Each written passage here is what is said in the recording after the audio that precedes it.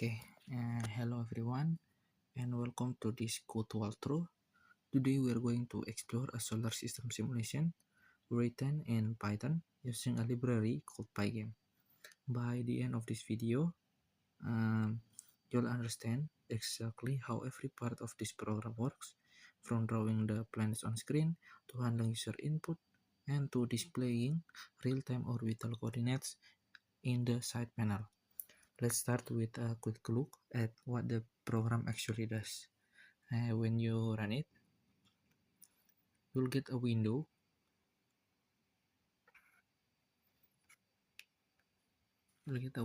Showing our solar system, all 8 planets orbiting around the sun, each leaving a colored trail.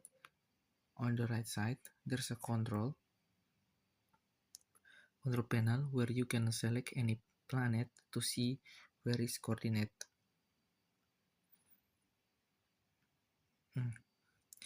So change the simulation speed here and pause or resume the animation. Okay, the code is organized into clearly defined sections: initialization, color definition, planet data, the planet class, helper, drawing function, the panel layout, and finally the game loop. We'll go through each other in order. Okay, the first one is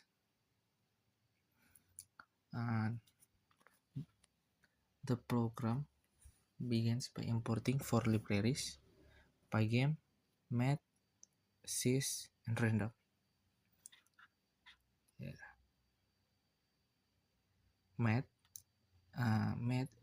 the using of Pygame is the main graphic and event library.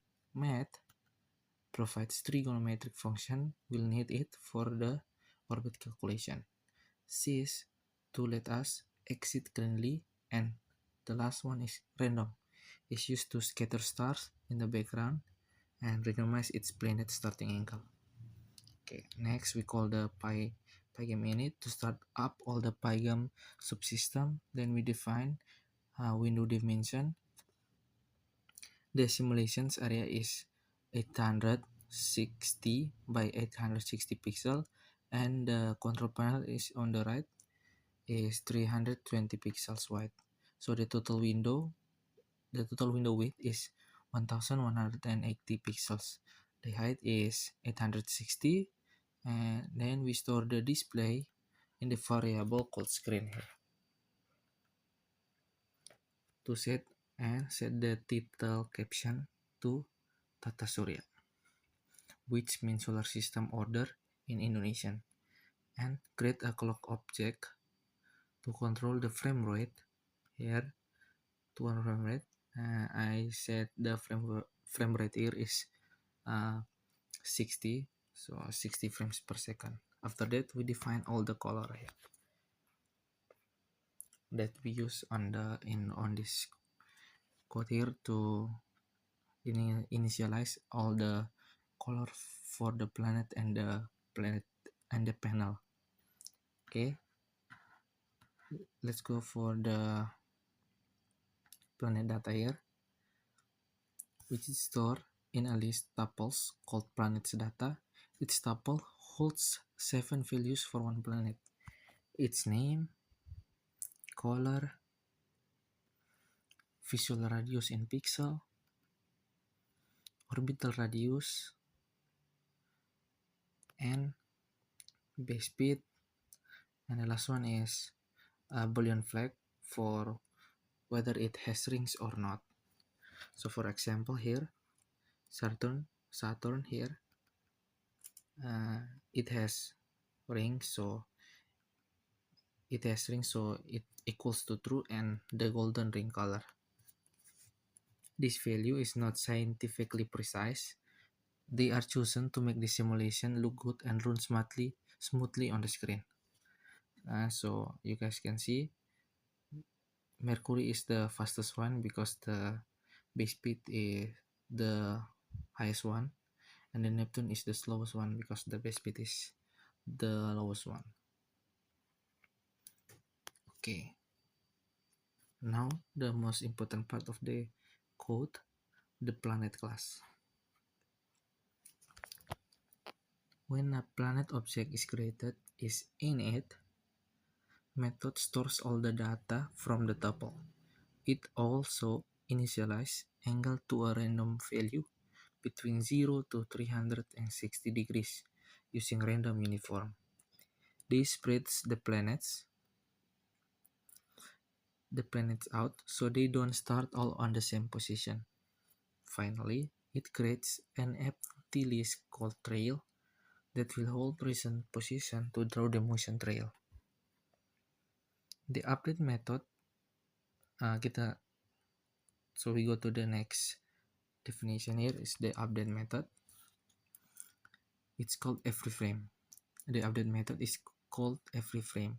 It takes two arguments, dt, delta time in seconds since the last frame, and molt. Molt is the speed multiplier from the control panel. So the angle advanced by base speed times base speed times molt times delta time.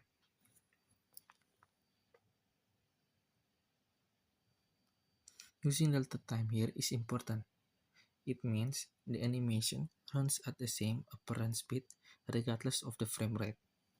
Okay. Then the planet's current position is calculated by basic circular orbit method. The center of the simulation is it at coordinates 430 by 430, the middle of the 860 by 860 area. We convert the angle to radians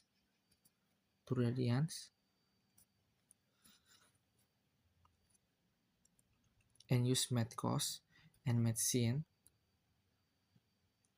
to find the x and y on the to find the x and y position on the orbit circle. The new position is appended to the trail list, and if the trail get longer than 140 points, the oldest one is removed, giving us the fade effect here. So the max trail is 440. If the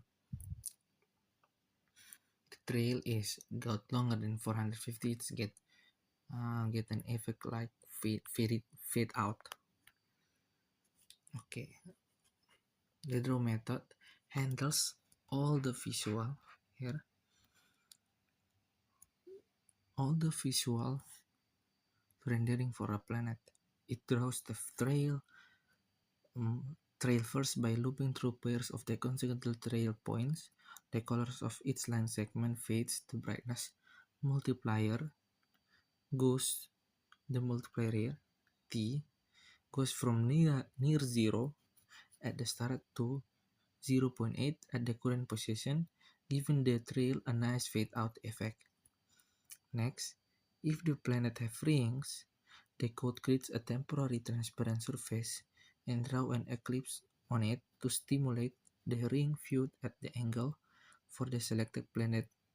A good circle outline and a line connecting to the sun are drawn. Then the planet body itself is a filled circle with a small highlight circle of sides slightly to upper left to simulate a light source. Finally, the planet name is labeled down to the right of it. Okay. Here we go to the other one here, to the helpers. So before the main loop, the program generates 220 random star position using random seed 42.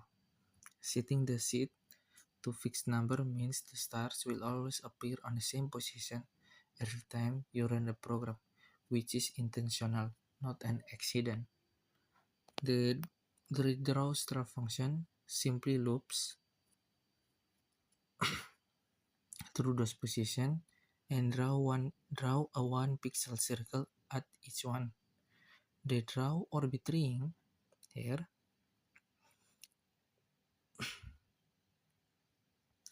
Functions. The draw orbit ring function draws the circular orbit path for each planet.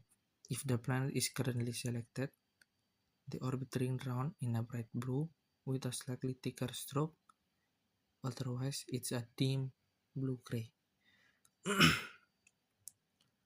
The third one is the sun.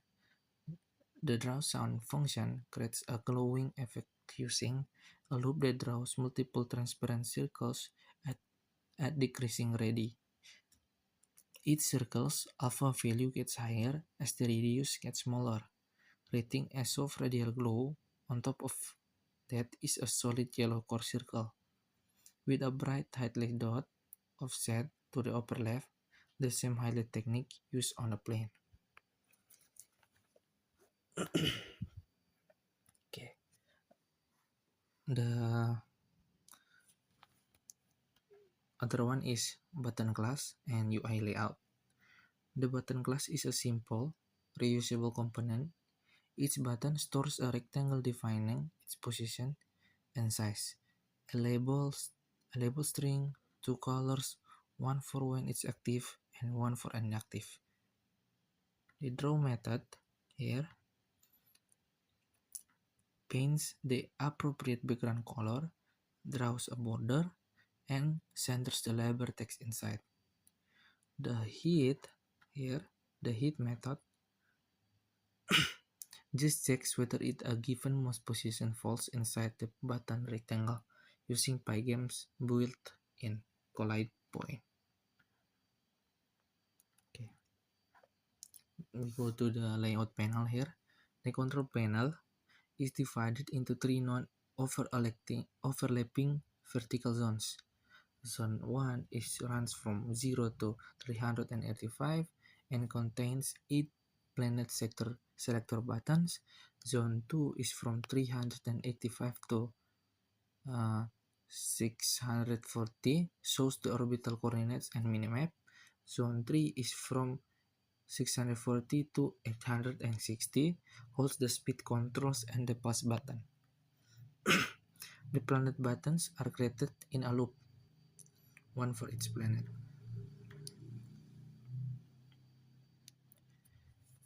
Stacked vertically with a small gap between them, the speed buttons are created similarly, dividing the panel with equally into five options: 0.5 times, times 1, times 2, times 5, and times 10. The times 1 is the buttons start active. Okay. Good for the section 6, the drawing the panel and coordinate display. Here,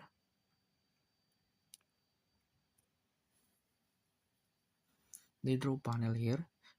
The draw panel function here, it's called every frame and redraws the entire right side panel. First, it fills the panel background and draws a vertical separator line. Then it calls section header here. 3 times, once per zone, which draws a dark section background, a thin separator line, and a gold header line.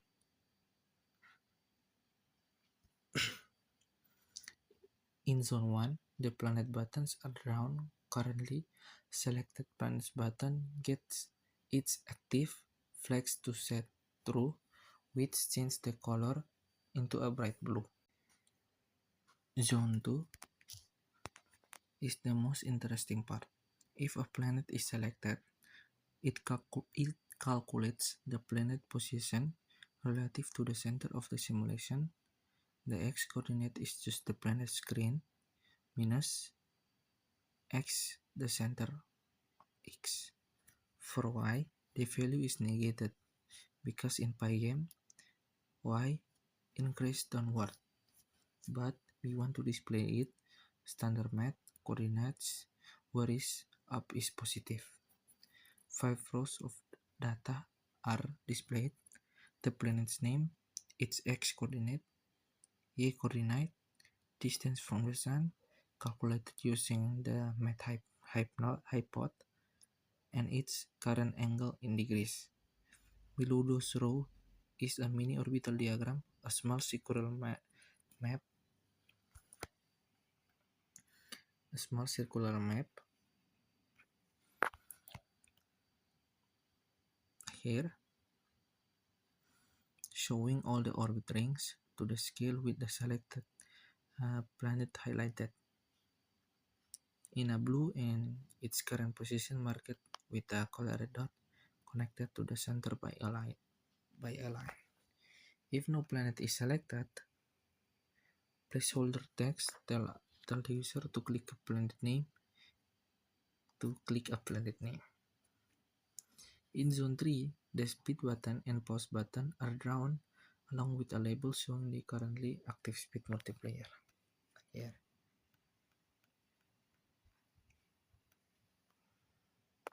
Okay.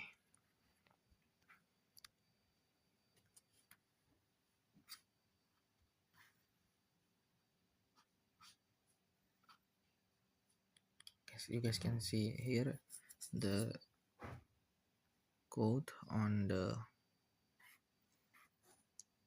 every panel here from zone 1 to zone 3. Okay, let's go for the last one is the main game loop. The main loop here is where everything comes together. First, the program creates a list of 8 planets objects by unpacking the each tuple from planet's data. It also initializes selected IDX to none, speed mode to 1.0, and pause to false.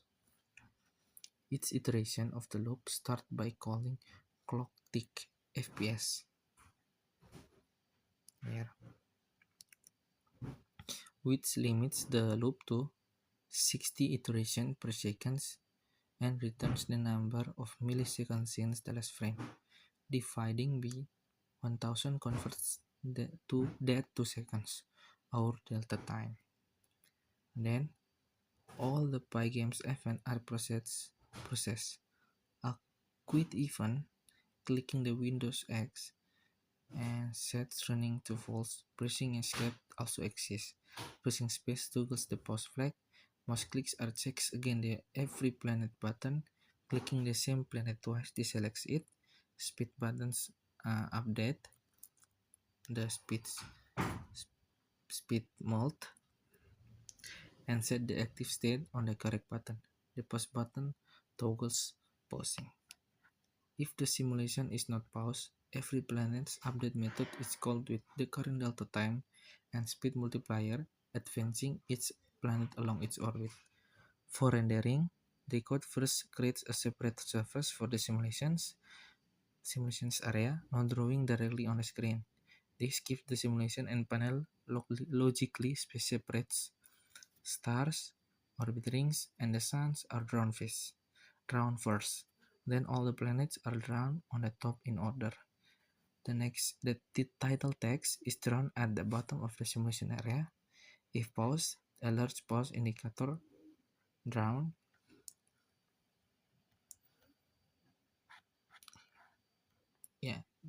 is drawn at the center. Finally, the simulation surface is copied into the main screen starting at position 0.0. The panel is drawn directly into the screen's right half and Pygame display flip pushes the finish frame to the monitor when the loop ends. And Pygame quit and sys exit cleanly shut everything down. Okay, let's do a quick summary of everything we covered. This program demonstrates several important programming concepts. First, object-oriented design. The planet and the button classes each encapsulate their own data and behavior cleanly. Second, the game loop pattern. Every frame goes through three phases. Phases handle input, update state, and raw output. Third, delta time-based animation. Using DT, delta time ensures smooth frame rate independent movement. Fourth, coordinate system. The code manages the conversion between Pygame screen coordinates and standard mathematical coordinates for the display panel. The visual techniques used here: trail fading with a transparency, radial glow effects on the sun, eclipse rings for the Saturn and Uranus, highlight circles for the planets, all achieved by made with basic Pygame drawing primitives. No external assets or image files are needed at all. If you want to experience with this code, some great starting points will be changing planet's orbit radius or speed in the planet's data list, increasing max trail to make longer trails,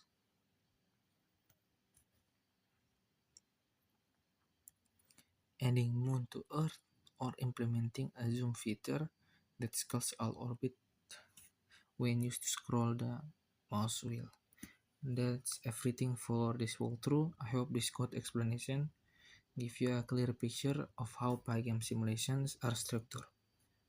If you have any question, feel free to leave them in the comments. Thank you for watching.